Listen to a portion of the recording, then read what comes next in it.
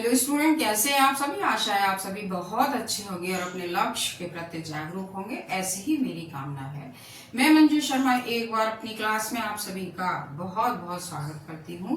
तो प्यारे बच्चों, आज मैं आप लोगों के लिए राष्ट्र का स्वरूप डॉक्टर वासुदेव शरण अग्रवाल द्वारा रचित चैप्टर से जो गद्यांश है उसे लेकर आई हूं। तो आइए चलिए शुरू करते हैं। तो गद्यांश आपका क्या है कि जन का प्रवाह अनंत है।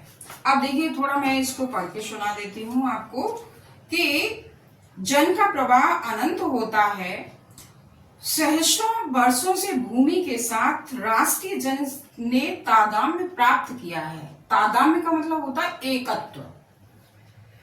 जब तक सूर्य की रश्मियां यानी किरणें नित्य प्रातः काल भुवन में संसार को अमृत से भर देती हैं, तब तक राष्ट्रीय जन का जीवन भी अमर है।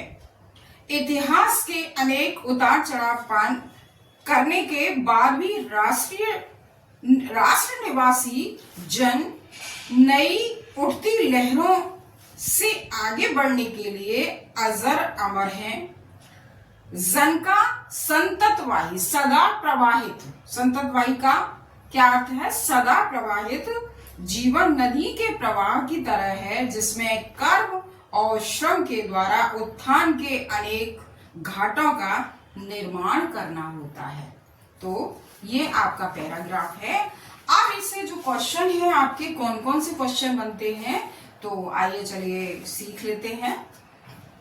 तो देखिए, सबसे पहले आपका क्वेश्चन बनेगा कि गद्यांश के पाठ और शीर्षक यानी शीर्षक का नाम और लेखक का नाम लिखिए या संदर्भ लिखिए। तो गद्यांश के पाठ का नाम क्या है? राष्ट्र का स्वरूप। और लेखक इसके कौन है? डॉक्टर वासुदेव शरण अग्रवाल इसके लेखक हैं।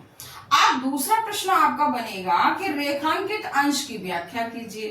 तो यहाँ मैंने स्टार्टिंग से जो विराम है वहां तक का रेखांकित मैंने किया है। रेखांकित का मतलब होता है नीचे रेखा खींची हुई है।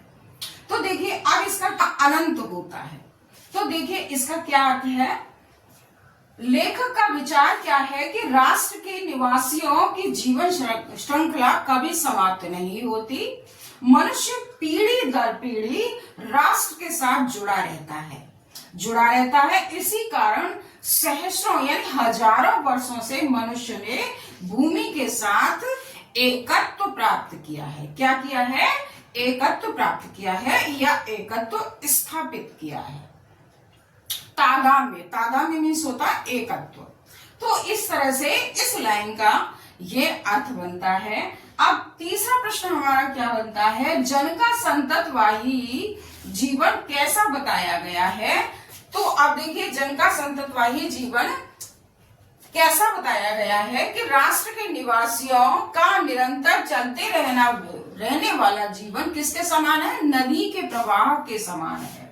जिस प्रकार नदी का प्रवाह बीच में यत्र तत्र यानी जहां तहां क्या डेल्टा छोड़ता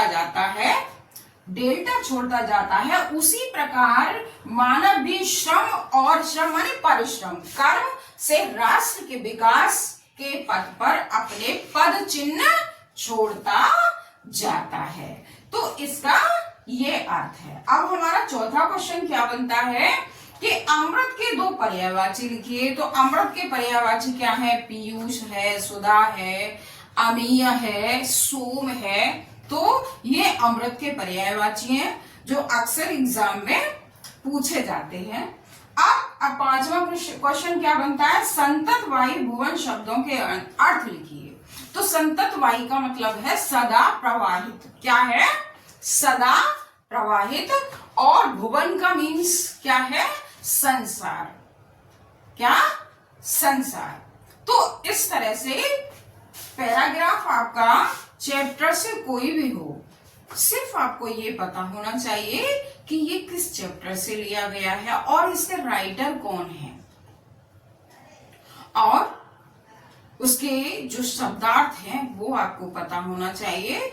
कहीं से भी कोई भी पैराग्राफ आपके एग्जाम में आ जाए, निश्चित रूप से आप 10 में से 10 नंबर लेकर आएंगे उस पैराग्राफ में।